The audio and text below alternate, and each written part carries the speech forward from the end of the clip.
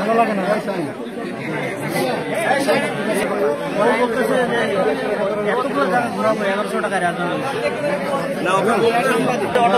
সাংবাদিক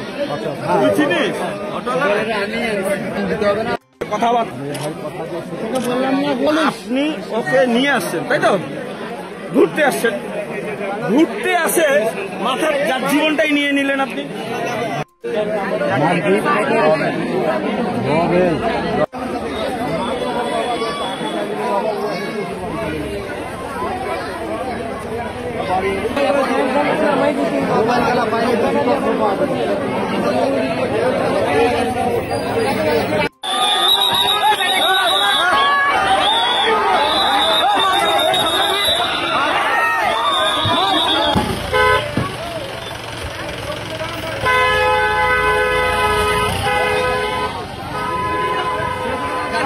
তারপরে সাবদাক বাড়ি।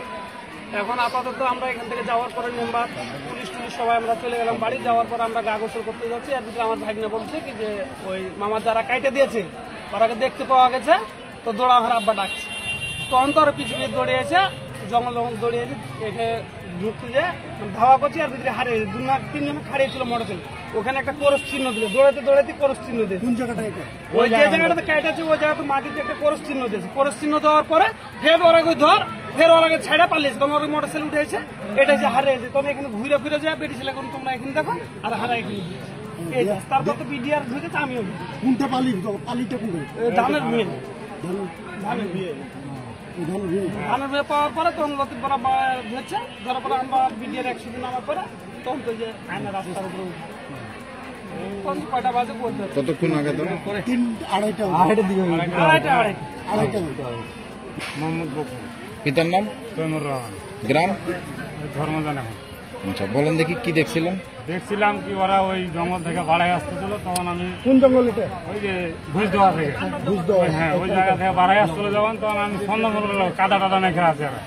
তখন আমি বললাম গে বেটা দাঁড়া, তখন এরা দৌড় মারছে। তখন আমি গ্রামের লোককে চিল্লাচ্ছা ডাক দিছি, ডাক দেওয়ার পরে তারা আসার পর আমরা এখানে তাকে সমর্থন করলাম, ধরছে এখানে। কোন জায়গাটা? এই জায়গায় এই কোনটাতে হ্যাঁ ধানের। মানে এরা যে এরকম কাজ করছে কখন জানলেন আপনারা?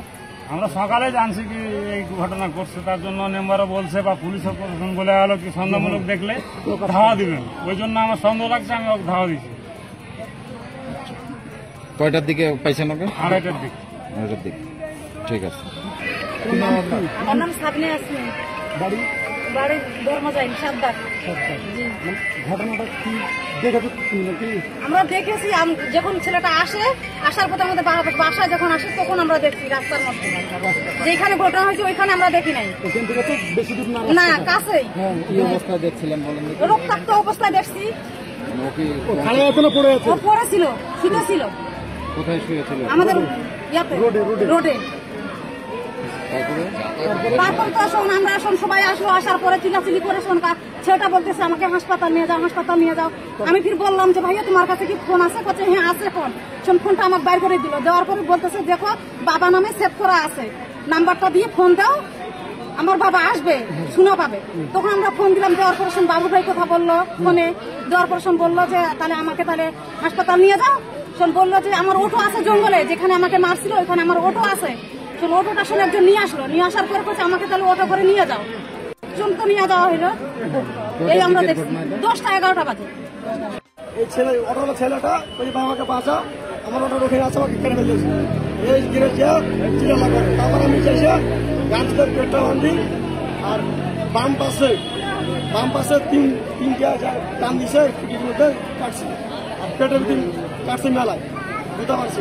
আমার গামছা আছে না, গামছাটা বাঁধ দিয়ে আমি যা তোকে আমার অটোটা আমার নিয়ে আয়, চিনিস আমি ওখানে বাড়ি আমি চিনি, আমার অটো নিয়ে আয়, অটোকে নিয়ে পালিয়ে যাবো। ওরা যা আবার দৌড় দিয়ে অটো নিয়ে আনলাম, আনার পর অটোটা নিয়ে তখন বিজুলি ক্যাম্পে দিয়ে এলাম যে আপনারা তাড়াতাড়ি যেসে ব্যস্ত বাদ দেন। 6টার দিকের ঘটনা, 10:30 হয়েছে। আসলে আমাদের বর্ডার ভাষা ইউনিয়ন, এই আমাদের ইউনিয়নের একটি অংশ, এই ব্রিটিশের আমল থেকে এই জঙ্গল আমাদের এখানে কোনো গন্ডগোল ঘটনা।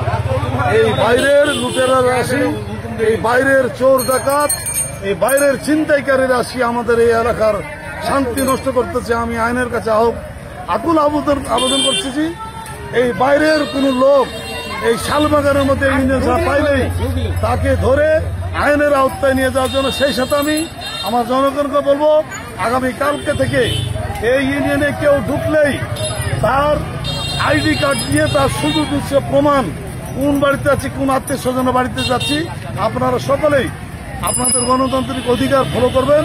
একজন অপরিচিত লোক দেখলেই তাকে জিজ্ঞাসাবাদ করবেন। এই আমার আশা রইল সকলের প্রতি এবং আইনের প্রতি আমি দৃষ্টি আকর্ষণ করছি। আপনারা দয়া করে আমাদের এই শালবাগান এলাকাটি এখন বর্তমান ওই দিনাজপুর থেকে ওই বীরগঞ্জ থেকে লোক আসতেছে, আসি অটো গাড়ি নিয়েছে, মারতেছে, বাঁধতেছে, এটা আমাদের এলাকার বদনাম। এই বদনামের হাত থেকে আমাদেরকে রক্ষা করার জন্য আমি আইন শৃঙ্খলা বাহিনীর সকল সদস্যকে আমি অনুরোধ রেখে আমি আমার বক্তব্য শেষ করছি। আসসালামু আলাইকুম ওয়া রাহমাতুল্লাহ।